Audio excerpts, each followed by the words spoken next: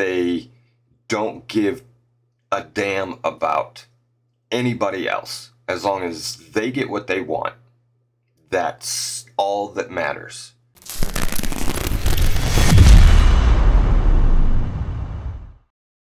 Hallo freunde und willkommen. My name is Nate, and thank you so much for joining me today.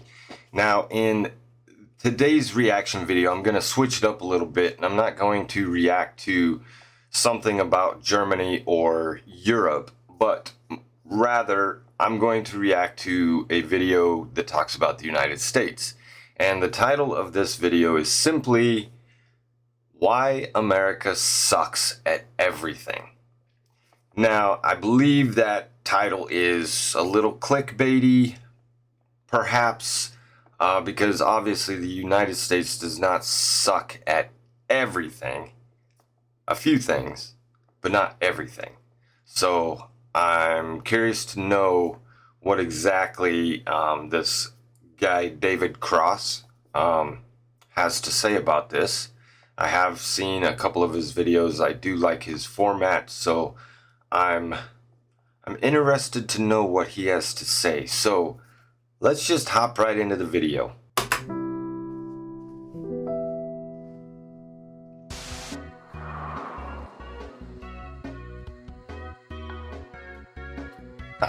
Reminds me of those videos you used to watch in school. Science class.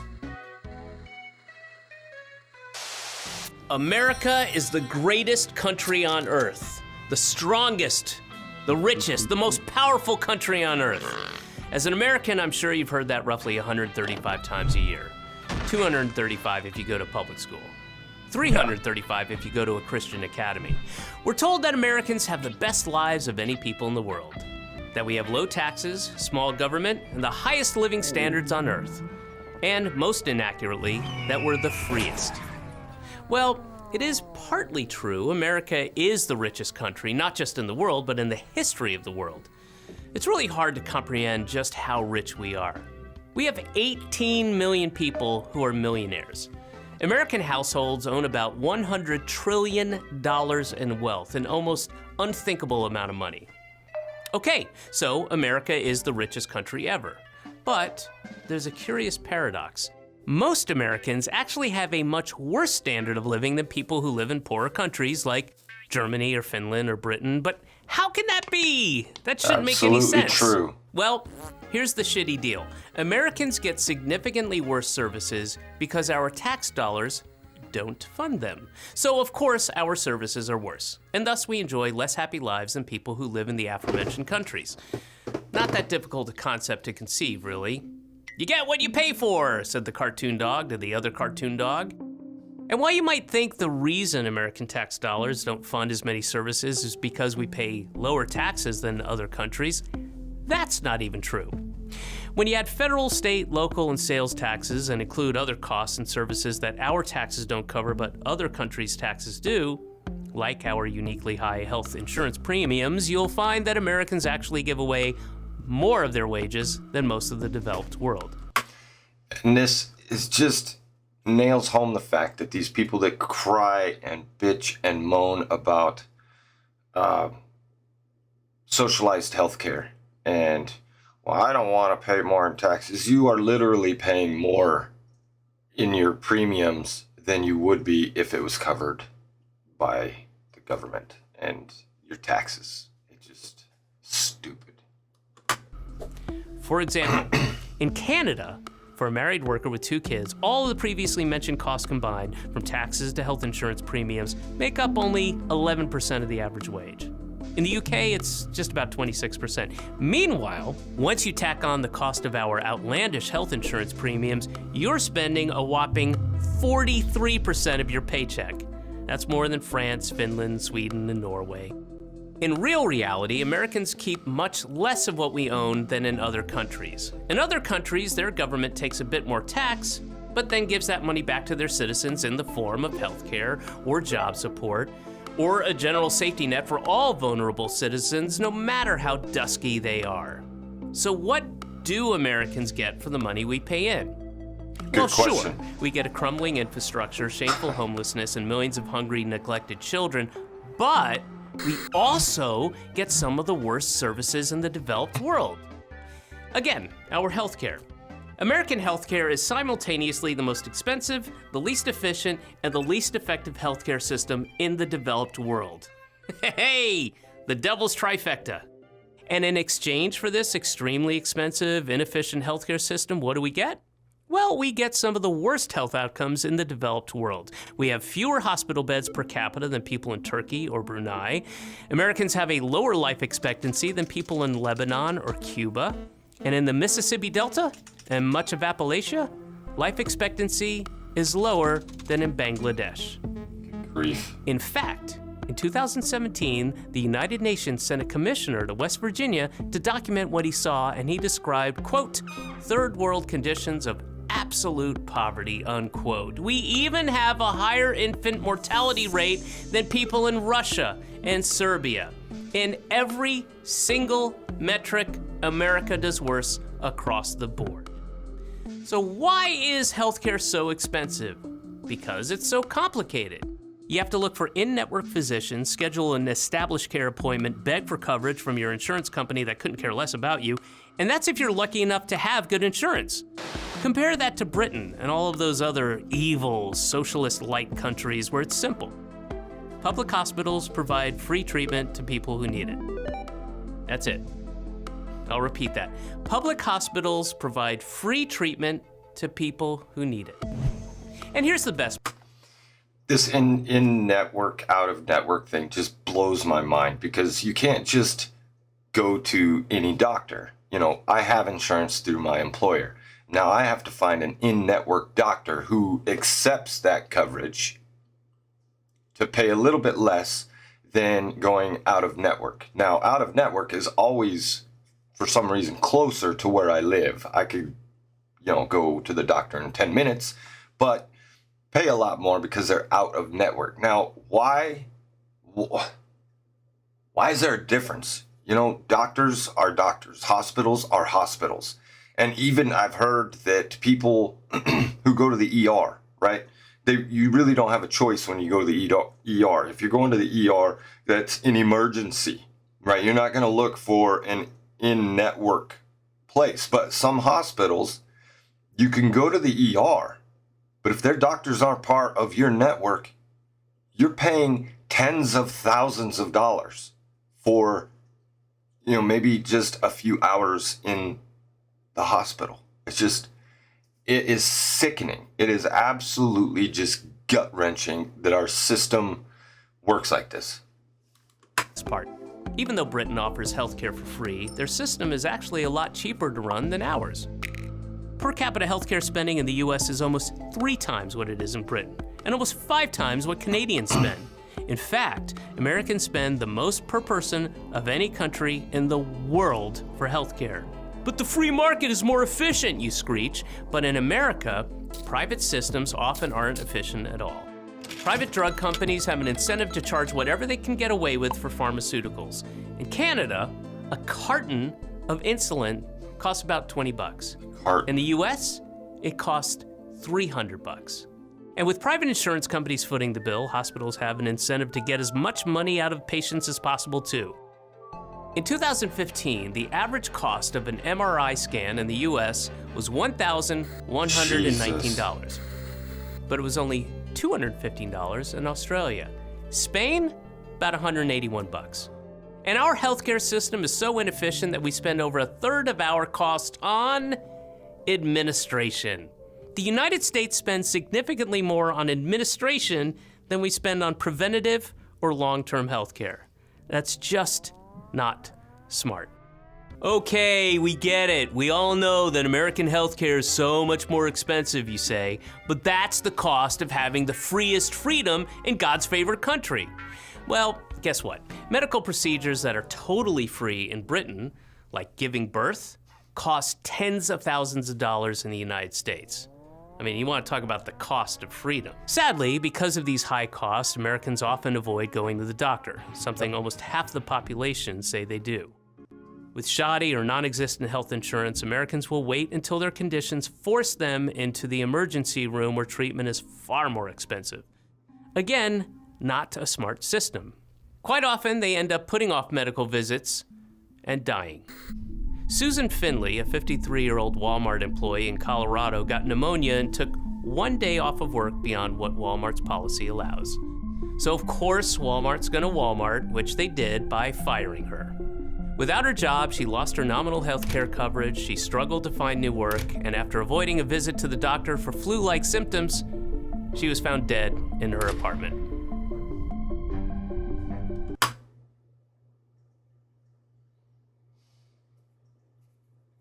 It's just absolutely disgusting what our country here, the United States, gets away with. And the corporations and the businesses, she took one day extra from their policy, which I used to work at Walmart. I don't remember what the policy is. Not anything great, but one extra day because she had pneumonia, something that can and obviously will kill you. She got fired, which there goes all her insurance then.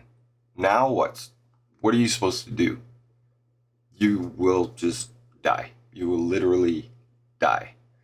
It's just, my brain hurts.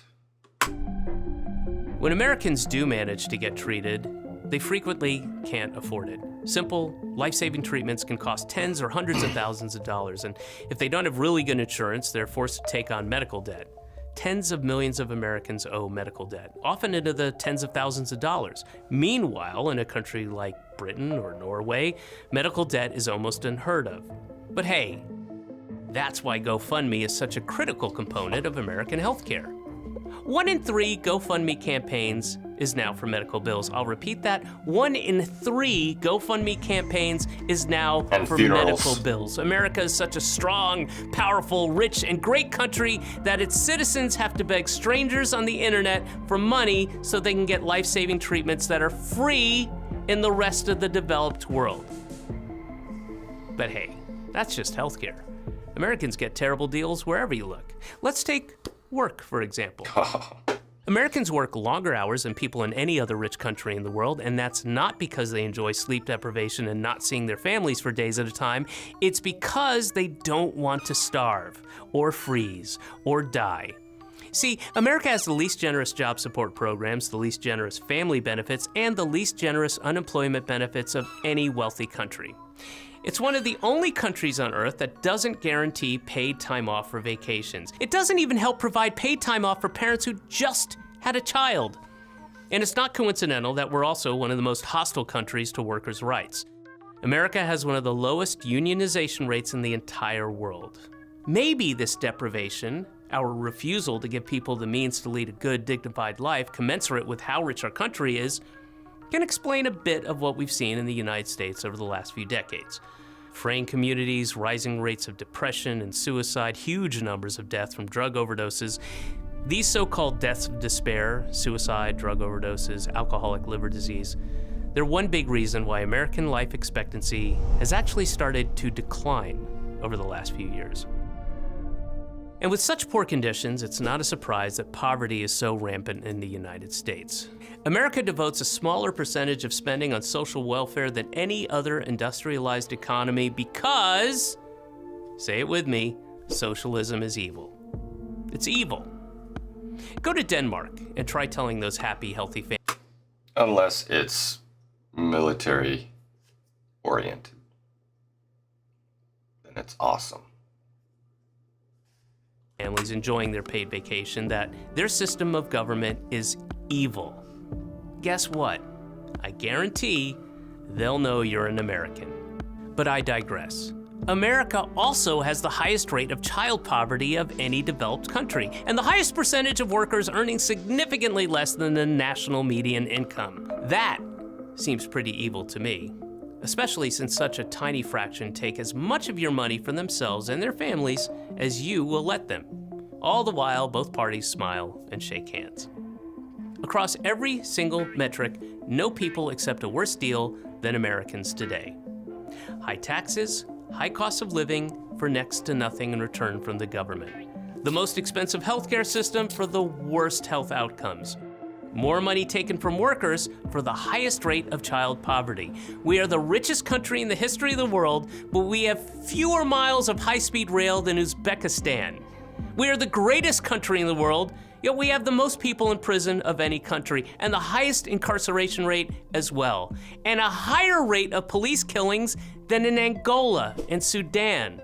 America is bad at everything because instead of choosing to make life better for people through a public healthcare system or more generous childcare policies or better public transit or programs that allow people to spend more time with their families, American law is designed and crafted to protect a class of parasitical middleman industries. Instead of using a proportionally tiny piece of the massive amount of the wealth in this country to make people's lives healthier and happier, most of our elected leaders are, and have been for generations, engaged in a massive project of looting, gently and lovingly guiding as much money as possible from working people into the pockets of the well-connected and the ultra-rich.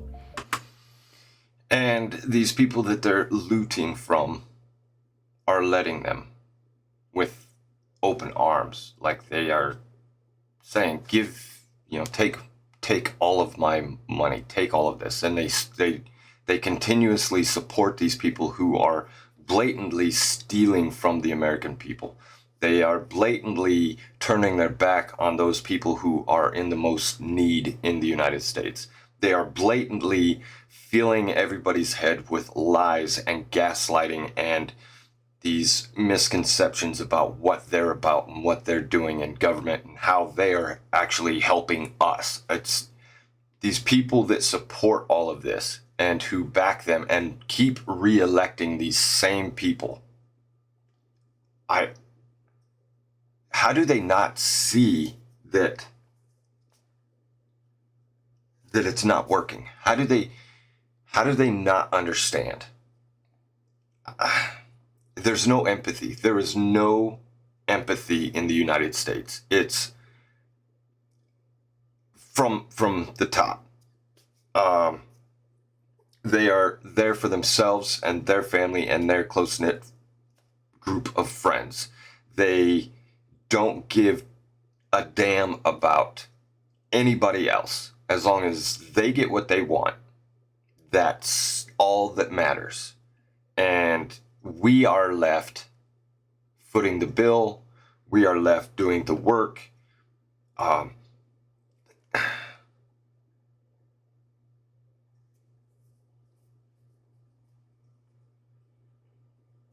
I have no words anymore for any of this. It's not getting better. It's been like this for a while, and it's going to continue until we can completely filter out and get people into these positions of power that actually care, who understand that the United States is not number one and hasn't been for a while. They need to swallow their pride and say, look, we can learn a lot from other countries. We can learn how to better our country, our economy, our people, if we take a little bit from this country and take a little bit from that. But no, it is so, they are so narrow-minded, so focused on being number one that it's not going to happen. It's not going to happen. Think about that as we start hearing about the inevitable rise in homelessness, poverty, starvation, and sickness that will occur during these coming months and years in the greatest, strongest, richest, most powerful country on the face of the earth. I'm David Cross for the Gravel Institute. All right, well, I take back what I said at the beginning. That is not a clickbaity title, although the everything part Maybe he only talked about a couple different things, but I 110% agree with everything he said. It is disastrous. It is disgusting. I'm embarrassed to be a part of this system. We are going back to Germany in June, and I don't want, obviously my wife's family knows who I am. They know I am not like a lot of people here. I know there's a lot who feel the same way I do. It seems like it's a minority here, but it's embarrassing to go somewhere else and say, oh yeah, I'm from America, or I'm from the United States. You got to be careful saying I'm from America, because there's North America, South America. So I'm from the United States. And you immediately get this feeling that they kind of look at you sideways, to see, are you one of them? Are you one of those who think you are the best and everybody else is garbage? And I'm not. I'm far from. I used to be. I really did, because of the military, because I served, and you are brainwashed to thinking that you are the best. You have to be. There's no other way around any military. You have to be focused on what you're doing, to the point where you don't ask questions. You don't question anything. They tell you to do this, you just do it. You don't say, well, why? Why can't we do it this way? Or why are we doing it that way? Then it's too late by then.